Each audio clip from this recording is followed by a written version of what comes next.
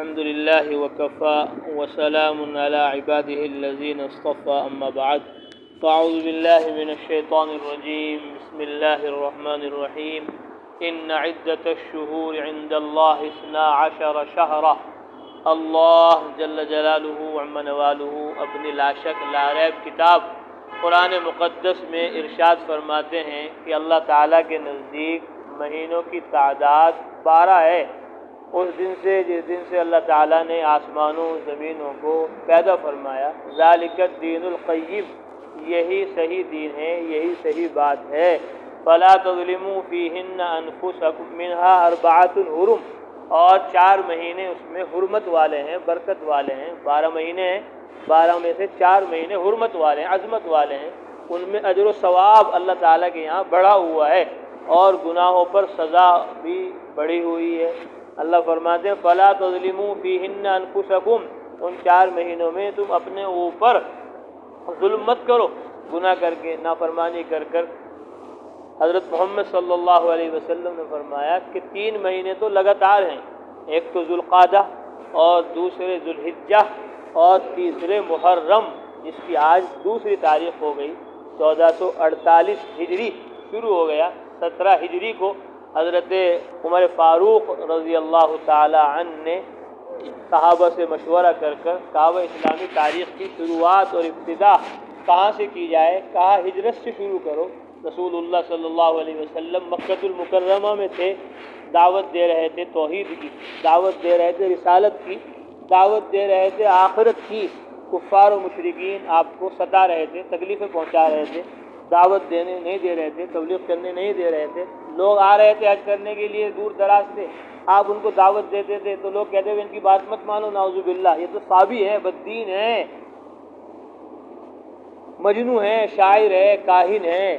طرح طرح کی تکلیفیں آپ صلی اللہ علیہ وسلم کو دیتے رہے، یہاں تک کہ اللہ تعالیٰ کی طرف سے حکم آ گیا کہ اب آپ ہجرت فرما لو، مکۃ المکرمہ کو چھوڑ دو۔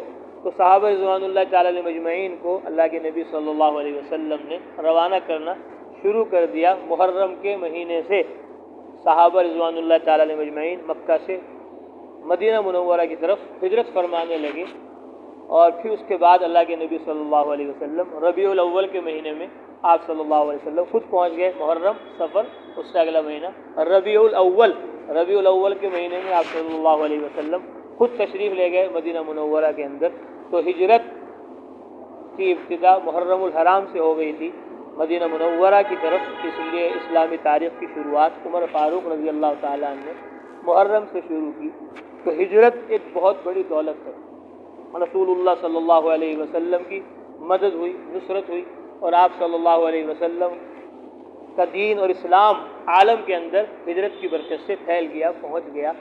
رسول اللہ صلی اللہ علیہ وسلم کے پیچھے لوگوں نے لگا دیا ظالموں کو کہ آپ صلی اللہ علیہ وسلم کو پکڑ کر لاؤ، زندہ یا مردہ کسی بھی حال میں۔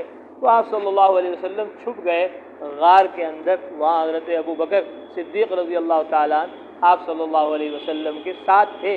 3 دن تک آپ صلی اللہ علیہ وسلم غار میں رہے، حضرت ابو بکر صدیق رضی اللہ تعالیٰ عنہ آپ کے ساتھ رہے۔ پکڑنے والے وہیں پہنچ گئے، حضرت ابو بکر رضی اللہ تعالیٰ عنہ نے کہا اللہ کے رسول یہ تو بالکل قریبی آ گئے۔ اب اللہ کے نبی نے فرمایا ما ظنک باثنین اللہ ثالثہما، کہ ابو بکر تیرا کیا خیال ہے ان 2 کے بارے میں جن کا تیسرا اللہ ہو؟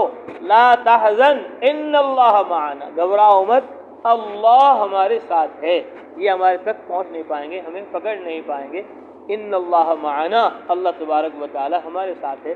قرآن میں اللہ نے فرمایا اذ یقول لصاحبہ، کہ آپ صلی اللہ علیہ وسلم اپنے ساتھی سے کہہ رہے تھے لا تحزن، گھبراؤ مت، ان اللہ معنا، اللہ ہمارے ساتھ ہے۔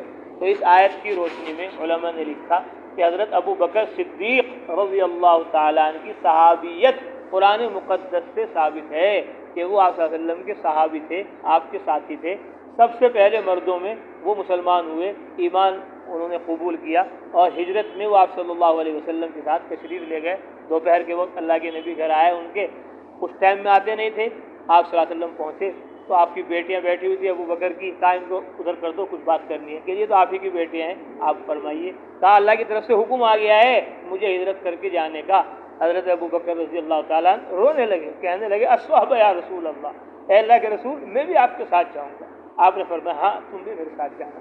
کہا اللہ کے نبی صلی اللہ علیہ وسلم یہ 2 اونٹنیاں ہیں میں نے اسی دن کے لیے پالی ہوئی تھی، یہ آپ کے لیے۔ اللہ کے نبی صلی اللہ علیہ وسلم نے فرمایا کہ نہیں ابو بکر میں ان کو خریدوں گا۔ کہ حضرت یہ تو آپ ہی کے لیے ہیں۔ کہ نہیں میں خریدوں گا۔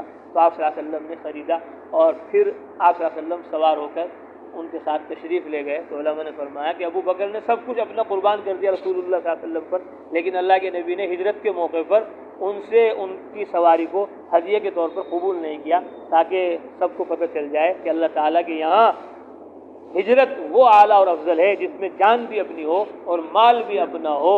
اپنی جان اور اپنے مال کے ساتھ جہاد کرو۔ اللہ نے جگہ جگہ قرآن میں فرمایا بِأَمْوَالِهِمْ وَأَنفُسِهِمْ، تو اللہ کے نبی نے کہا ہدیہ تمہارا قبول ہے لیکن آج ہدیہ نہیں، آج تو اس کو میں خریدوں گا۔ پھر آپ صلی اللہ علیہ وسلم ان کے ساتھ تشریف لے گئے، غار کے اندر رہے۔ تو اللہ نے فرمایا لِصَاحِبِهِ، کہ اپنے ساتھی سے کہہ رہے تھے ابو بکر سے آپ صلی اللہ علیہ وسلم ان اللہ معنا۔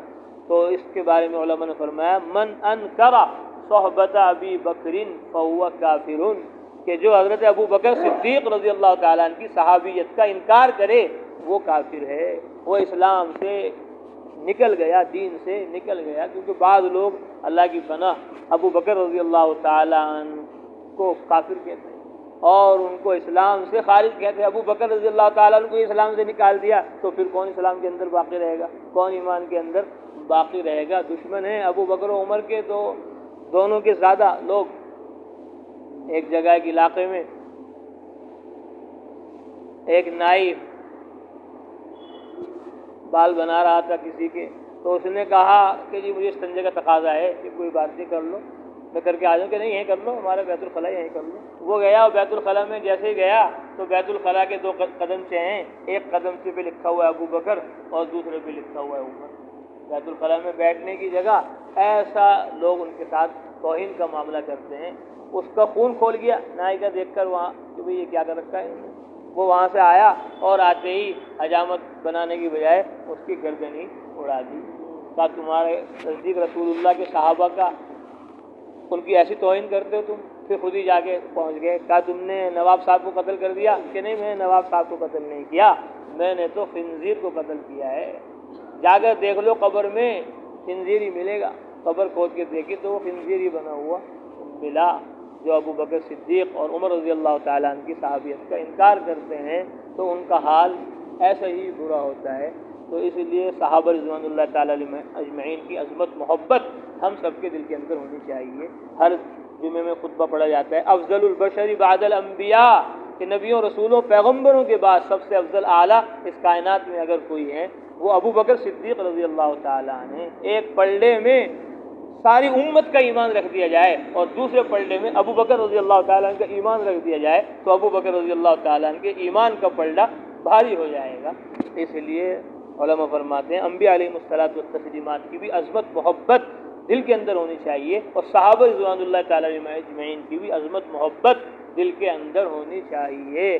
صحابہ کی محبت یہ ایمان ہے، یہ یقین ہے، یہ اللہ کی محبت اور رسول اللہ کی محبت کے لیے ضروری ہے۔ ہر خطبے میں پڑھا جاتا ہے اللہ اللہ فی اصحابی، اللہ کے نبی نے فرمایا اللہ سے ڈرو، اللہ سے ڈرو میرے صحابہ کے بارے میں۔ لا تتخذوہم غرضا من بعدی، میرے بعد تم ان کو نشانہ مت بنانا دشمنی کا۔ اور فمن احبہم فبحبی احبہم، جو میرے صحابہ سے محبت کرے گا وہ میری محبت کی وجہ سے ان سے محبت کرے گا۔ ومن ابغضہم فببغضی ابغضہم، اور جو ان سے دشمنی کرے گا وہ میری دشمنی کی وجہ سے دشمنی کرے گا، گویا وہ میرا دشمن ہے جو میرے صحابہ کا دشمن ہے۔ اس لیے فرمایا حب الانصار ایمان، کہ انصار کی محبت ایمان ہے۔ تو صحابہ رضوان اللہ تعالیٰ علیہ اجمعین کی عظمت محبت دل کے اندر ہونی چاہیے۔ تو رسول اللہ صلی اللہ علیہ وسلم 3 دن تک غار میں رہے، اب غار سے نکل کر تشریف لے جانے لگے مدینہ منورہ کی طرف۔ تو ایک جگہ ہے جحفہ، وہاں آپ صلی اللہ علیہ وسلم تھے۔ تو آپ نے مکہ کی طرف دیکھا کہ آج مکہ چھوڑ کر جانا پڑ رہا ہے، مدینہ کی طرف ہجرت ہو رہی ہے۔ جبریل علیہ السلام نازل ہو گئے، فرمایا اتشتاق الی مکہ، کیا آپ کو مکے کا شوق ہے، مکے کے چھٹنے کا آپ کو غم ہے؟ فرمایا ہاں کیوں نہ ہو، میں مکہ میں پیدا ہوا ہوں، میرے ابا مکہ میں پیدا ہوئے ہیں، آج مکہ چھوڑ کر جا رہا ہوں۔ ایک روایت میں فرمایا اللہ کے نبی صلی اللہ علیہ وسلم نے، اے مکہ، اے کعبہ، تو کتنا اچھا ہے، تو کتنا عمدہ ہے، اے کعبہ میں تجھے کبھی نہ چھوڑتا اگر مجھے میری قوم یہاں تبلیغ کرنے دیتی، دعوت دینے دیتی۔ یہ مجھے تبلیغ کرنے نہیں دے رہے، دعوت دینے نہیں دے رہے، اس لیے میں تجھے چھوڑ کر یہاں سے جا رہا ہوں۔ تو آپ صلی اللہ علیہ وسلم کو جبرائیل نے کہا کہ آپ کو شوق ہے مکے کا؟ فرمایا ہاں۔ تو رسول اللہ کو غم ہوا مکہ چھوڑ کر جانے کا، تو اللہ نے آپ صلی اللہ علیہ وسلم کی تسلی کے لیے آیت نازل فرمائی، ان الذی فرض علیک القرآن لرادک الی معاد۔ وہ ذات اللہ کی جس نے آپ پر قرآن کی تبلیغ فرض کی، وہ ذات اللہ کی جس نے آپ پر قرآن کی تعلیم فرض کی، وہ ذات اللہ کی جس نے آپ پر قرآن کی تعمیل فرض کی، کہ قرآن کی تبلیغ بھی فرض ہے، اس کو پہنچاؤ، اور قرآن کی تعلیم بھی فرض ہے، اس کو سکھاؤ، اور قرآن کی تعمیل بھی فرض ہے کہ اس پر عمل بھی کرو۔ کہ رسول اللہ آج قرآن کی تبلیغ کی وجہ سے آپ کو مکہ چھوڑ کے جانا پڑ رہا ہے، قرآن کی تعلیم کی وجہ سے آپ کو مکہ چھوڑ کے جانا پڑ رہا ہے، قرآن کی تعمیل، اس پر عمل کرنے کی وجہ سے آپ آج ہجرت کر کے مکہ سے مدینہ منورہ کی طرف جا رہے ہیں، تو آپ کو غم ہے، تو آپ غم نہ کیجئے۔ آپ ہمارے نبی ہو، رسول ہو، پیغمبر ہو، ہمارے قرآن کی تبلیغ کے لیے، ہمارے قرآن کی تعلیم کے لیے، ہمارے قرآن پر عمل کے لیے آپ اپنا وطن علاقہ چھوڑ رہے ہیں، تو ہم بھی اللہ ہیں، ہمارے ساتھ بھی ساری طاقت و قوت قدرت سب ہمارے قبضے میں ہے۔ لرادک الی معاد، آج تو آپ چھپ چھپ کر جا رہے ہیں مکہ چھوڑ کر مدینہ منورہ کی طرف، ایک دن آئے گا لرادک الی معاد، اللہ مکہ میں فاتحانہ شان کے ساتھ آپ کو واپس لوٹا کر رہے گا۔ یہ اللہ نے وعدہ کر لیا اور رسول اللہ کو تسلی دے دی، ہمت بڑھا دی، حوصلہ بڑھا دیا۔ تو دین عالم کے اندر جو پھیلا ہے وہ ہجرت سے پھیلا ہے۔ تو 1448 ہجری شروع ہو گیا، محرم الحرام کا مہینہ پہلا مہینہ ہے، آج اس کی دوسری تاریخ ہے۔ تو اس میں ہمیں ہجرت کا سبق یاد رکھنا چاہیے کہ رسول اللہ نے دین کی خاطر، اسلام کی خاطر، قرآن و حدیث کی خاطر اپنا وطن چھوڑ دیا، اپنا علاقہ چھوڑ دیا، ہجرت کر کر آپ صلی اللہ علیہ وسلم مکہ سے مدینہ چلے گئے۔ تو ہمیں بھی دین کے لیے، اسلام کے لیے، قرآن اور حدیث کے لیے ہجرت کرنی چاہیے، اپنا گھر، علاقہ، وطن چھوڑنا چاہیے۔ حضرت مولانا الیاس صاحب رحمۃ اللہ علیہ فرماتے تھے، دین کے لیے ترک وطن انبیاء علیہم الصلاۃ والتسلیمات کی سنت ہے، سنت ہے، تو ہجرت کرنی چاہیے۔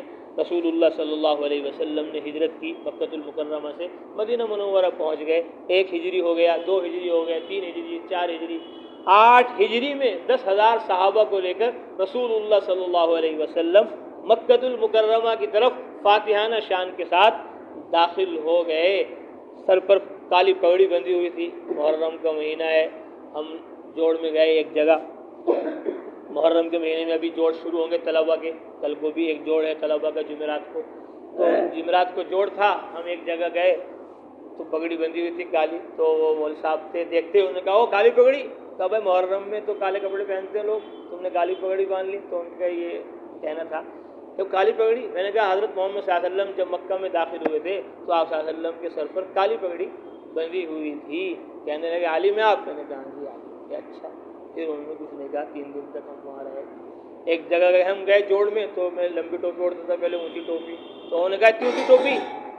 میں نے کہا اللہ کے نبی صلی اللہ علیہ وسلم سفر میں جاتے تھے، اتنی اونچی ٹوپی اوڑھتے تھے، اگر نماز پڑھانے کا نمبر آ جاتا تھا اور سامنے سترہ رکھنے کی ضرورت آتی تھی تو آپ صلی اللہ علیہ وسلم اپنی ٹوپی رکھ دیتے تھے، اتنی اونچی ٹوپی ہوتی تھی کہ وہ ٹوپی سترے کا کام دیتی تھی، اور بیچارے خاموش ہو گئے کہ چلو اتنی لمبی ٹوپی۔ تو آپ صلی اللہ علیہ وسلم مکہ میں داخل ہوئے، کالی پگڑی بندھی ہوئی تھی، سر پر اونٹ پر سوار تھے، اور سر عاجزی سے، تواضع سے، انکساری سے جھکا ہوا تھا، اور کہہ رہے تھے لا الہ الا اللہ وحدہ، اللہ کے سوا کوئی معبود نہیں، وہ تنہا ہے، نصر عبدہ، اس نے اپنے بندے کی مدد کر دی، وصدق وعدہ، اور اپنے وعدے کو اس نے سچ کر دکھایا، وہزم الاحزاب وحدہ، اور تنہا سارے باطل لشکروں کو اس نے شکست دے دی، وعز جندہ، اور اپنے لشکر کو اس نے عزت دے دی۔ یعنی یہ جو کچھ ہوا، مکہ فتح ہو رہا ہے آج، یہ میری قربانی نہیں، میرے صحابہ کی قربانی نہیں، یہ اللہ کا فضل ہے، اس کا کرم ہے، اس کا انعام ہے، اس کے چاہنے سے ہوتا ہے جو کچھ ہوتا ہے۔ اس نے کہا تھا لرادک الی معاد، تم آج چھوڑ کر جا رہے ہو مکہ، چھپ چھپ کر جا رہے ہو، ایک دن آئے گا آپ کھل کر یہاں آؤ گے، اور کسی کے اندر ہمت نہیں ہوگی کہ آپ کی طرف آنکھ اٹھا کر بھی دیکھ لے۔ صحابہ رضوان اللہ تعالی علیہ مجمعین آپ صلی اللہ علیہ وسلم کے ساتھ آ گئے، اور رسول اللہ صلی اللہ علیہ وسلم بیت اللہ میں داخل ہوئے، کعبے کے اندر 360 بت رکھے ہوئے ہیں، رسول اللہ نے ان سب بتوں کو گرانا شروع کیا، اور وہاں دیکھا ابراہیم علیہ السلام کے نام کا بھی ایک بت رکھا ہوا ہے۔ اللہ کے نبی نے فرمایا قاتلکم اللہ، ارے اللہ تمہارا بیڑا غرق کرے مکے والوں، ابراہیم نے تو ساری زندگی بتوں کو توڑا اور بتوں کے خلاف جنگ کی، اور تم نے اسی کا بت کھڑا کر دیا، یہاں اسی کا بت بنا کے یہاں رکھ دیا، اور بت گرا رہے تھے اور یوں کہہ رہے تھے جاء الحق وزهق الباطل ان الباطل كان زهوقا، حق آ گیا باطل مٹ گیا، باطل تو ہے ہی مٹنے کے لیے، حق آ گیا باطل مٹ گیا، اور باطل تو ہے ہی مٹنے کے لیے۔ تو حق جب غالب آئے گا، جب حق والے اپنے گھر کو چھوڑیں گے، جب حق والے حق کے لیے جان لگائیں گے، مال لگائیں گے، قربانیاں دیں گے، تو ہجرت 1447 ختم ہو گیا، 48 شروع ہو گیا۔ تو یہ ہجرت کا سبق ہمیں دعوت دے رہا ہے کہ جب تمہارے نبی رسول پیغمبر جان قربان کر رہے ہیں، مال قربان کر رہے ہیں، اپنے صلاحیت استعداد قربان کر رہے ہیں، اپنے گھر علاقہ وطن چھوڑ کر مکہ سے مدینہ منورہ جا رہے، تو تم بھی دین کے لیے ہجرت کرو، دین کے لیے نقل و حرکت کرو، دین کے لیے چلت پھرت کرو۔ بغیر نقل و حرکت کے، چلت پھرت کے دین زندگیوں میں نہیں آئے گا۔ ہجرت اور نصرت، مولانا الیاس صاحب رحمۃ اللہ علیہ فرماتے تھے، ہجرت اور نصرت دین کے دو پہیے ہیں، دو پہیے ہیں، گاڑی دو پہیوں سے چلتی ہے، دو پہیے ہوں گے سائیکل چلے گی، ایسے ہی دین عالم میں پھیلے گا جب ہجرت ہوگی، اور دین عالم میں پھیلے گا جب نصرت ہوگی۔ جب مکۃ المکرمہ سے رسول اللہ صلی اللہ علیہ وسلم مکۃ المکرمہ سے مدینہ منورہ پہنچے، تو سارے مدینے والے آپ صلی اللہ علیہ وسلم کے استقبال کے لیے کھڑے ہو گئے، کیا جوان، کیا بوڑھے، کیا بچے، اور شعر پڑھ رہے ہیں طلع البدر علینا، طلع البدر علینا من ثنیات الوداع، 14ویں رات کا چاند ہم پر طلوع ہو گیا ثنیۃ الوداع کی گھاٹیوں سے، وجب الشکر علینا ما دعا للہ دا، ہم سب پر شکر لازم ہے جب تک دعوت دینے والا ہمیں دعوت دیتا رہے گا۔ ایھا المبعوث فینا جئت بامر مطاع، اے رسول محمد صلی اللہ علیہ وسلم آپ ہمارے پاس ایسی بات لے کر آئے ہیں جس کا ماننا ہمارے لیے ضروری ہے۔ مرحبا یا خیر دا، آپ کے لیے خوشخبری ہو، خوش آمدید ہو اے بہترین دعوت دینے والے۔ تو رسول اللہ صلی اللہ علیہ وسلم کا استقبال کیا۔ اس سے پہلے جب ان کو پتہ چلا کہ مدینہ آ رہے ہیں آپ صلی اللہ علیہ وسلم، تو سب کے سب لوگ آپ کے استقبال کے لیے گھر سے نکل جاتے تھے اور ثنیۃ الوداع تک پہنچ جاتے تھے۔ گرمی بہت ہے وہاں عرب کے اندر آج بھی، اس زمانے میں اور بھی زیادہ گرمی تھی، تو جب دھوپ زیادہ ستاتی تھی وہ واپس چلے جاتے تھے، روزانہ اس طرح کرتے رہتے تھے، انتظار میں استقبال کرتے تھے۔ ایک دن آئے، دیکھا آپ صلی اللہ علیہ وسلم نہیں آئے، چلے گئے۔ جیسے ہی وہ گئے تھوڑی دیر کے بعد ایک آدمی یہودی وہ چڑھا اپنے کام سے کسی چھت پر، کوٹھے پر، تو دور سے نظر آیا اس کو کہ لوگ آ رہے ہیں ادھر سے، تو اس اپنے نفس پر اس پہ قابو نہیں پایا اس نے، اور اس نے فوراً کہہ دیا او مدینے والو، او انصار، او یثرب والو، دیکھو تمہارے حضرت آ گئے، دیکھو تمہارے حضرت آ گئے۔ یہودی کہنے لگا تمہارے حضرت آ گئے، تو سارے صحابہ فوراً رسول اللہ صلی اللہ علیہ وسلم کے استقبال میں پہنچ گئے۔ انس بن مالک جو آپ صلی اللہ علیہ وسلم کے خادم ہیں، 10 سال تک انہوں نے آپ صلی اللہ علیہ وسلم کی خدمت کی مدینہ منورہ میں، کہنے لگے میں چھوٹا سا بچہ تھا، ہر طرف سے شور آ رہا جا محمد، جا محمد، محمد آ گئے، محمد آ گئے، لڑکیاں عورتیں چھتوں پہ چڑھ گئی اور سب لوگ استقبال کے لیے پہنچ گئے۔ میں چاروں طرف پھر رہا، بس آواز آ رہی جا محمد، محمد صلی اللہ علیہ وسلم مجھے نظر نہیں آ رہے، لیکن ایک شوق اور ایک جذبہ تھا۔ انس رضی اللہ تعالیٰ فرماتے ہیں جس دن رسول اللہ مدینے میں آئے اس دن سے زیادہ نورانی روشن منظر میری آنکھوں نے کبھی نہیں دیکھا، اور جس دن آپ صلی اللہ علیہ وسلم اس دنیا سے چلے گئے اور ہم نے آپ صلی اللہ علیہ وسلم کو قبر میں اتار دیا اور مٹی ڈال دی، ہاتھ ابھی ہم جھاڑنے بھی نہیں پائے تھے، تو ہمارا دل بدلا ہوا پائے۔ اس دن سے زیادہ کوئی دن روشن نہیں تھا جس دن اللہ کے نبی آئے، اور اس دن سے اندھیرے والا دن کوئی نہیں تھا جس دن آپ صلی اللہ علیہ وسلم اس دنیا سے پردہ فرما گئے۔ تو مکہ والوں نے ہجرت کی، مدینے والوں نے نصرت کی۔ صحابہ کہنے لگے اللہ کے رسول یہ مدینے والے تو ہمارے اوپر سب کچھ قربان کر رہے ہیں، ہمیں ڈر لگ رہا کہیں آخرت کے سارے مرتبے یہی نہ لے جائیں۔ فرمایا نہیں، تم ان کی تعریف کرتے رہو کہ اللہ تعالیٰ تمہیں جزائے خیر دے، بہترین بدلہ عطا فرمائے، تم ان کی تعریف کرو۔ تو انصار مہاجرین دونوں نے مل کر عالم میں دین کو، اسلام کو پھیلایا ہے۔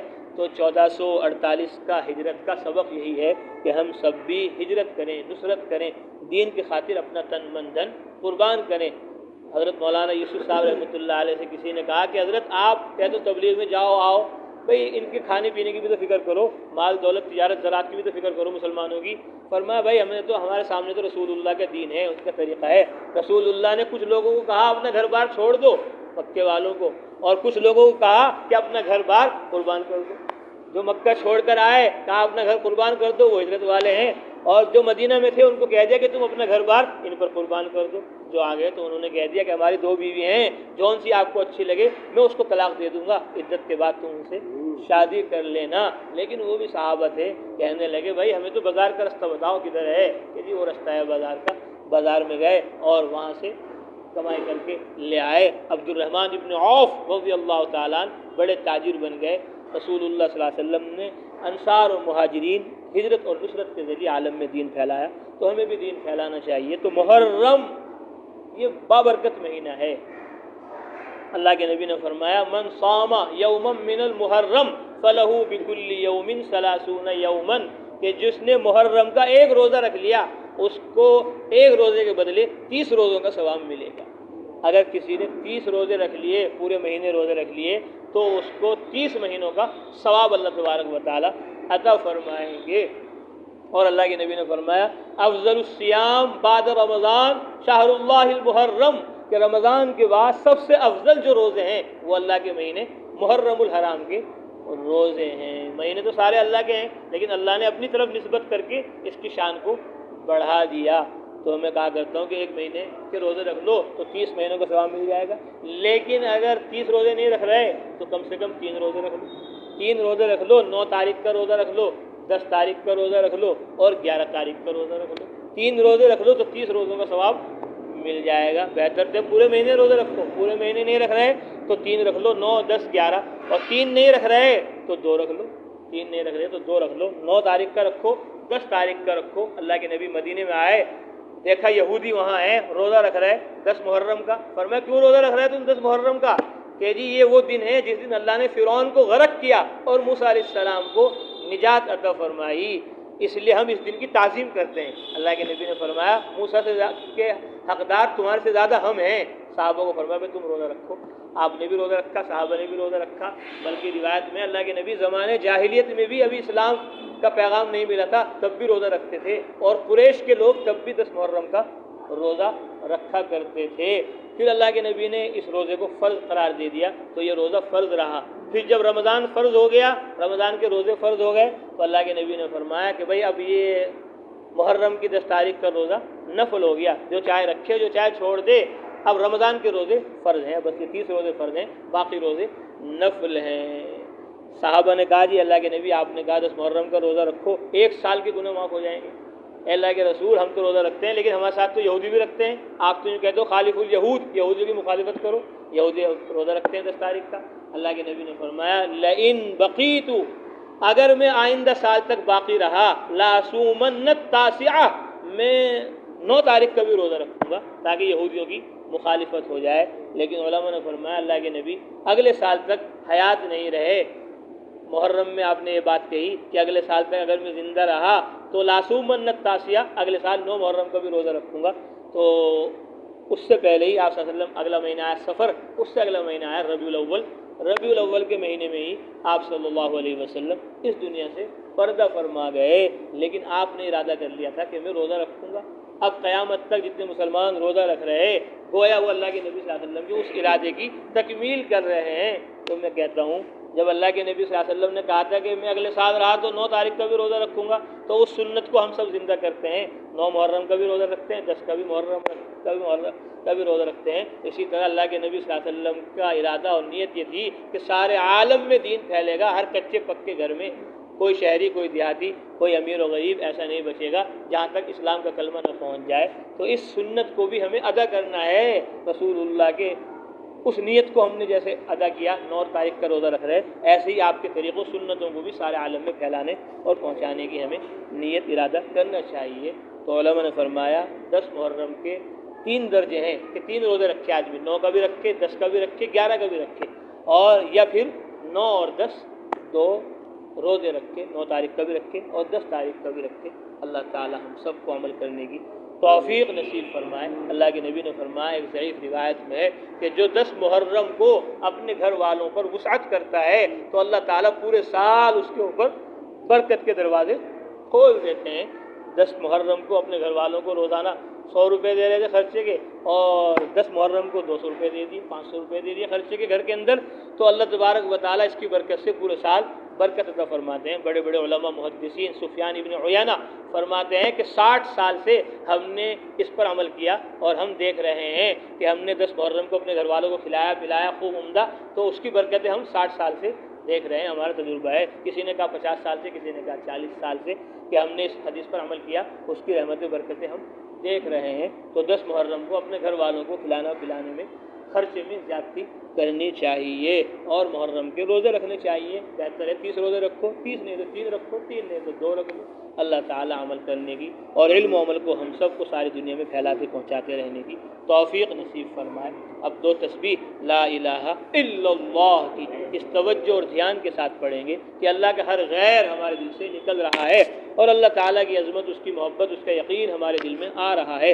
درمیان میں محمد الرسول اللہ صلی اللہ علیہ وسلم اس توجہ اور دھیان کے ساتھ پڑھیں گے کہ جو محرم سفر ایمان و عمل قرآن و حدیث ہمیں ملا وہ حضرت محمد صلی اللہ علیہ وسلم کی برکت سے ملا۔ اے اللہ ان کو ان کی اپنی شائع نشان بہترین بدلہ عطا فرما۔ الا اللہ کی 4 تسبیح اس توجہ کے ساتھ پڑھیں گے کہ ہم ذکر میں ڈوبے جاتے ہیں، اللہ پاک ہمارے دل میں سمائے جاتے ہیں۔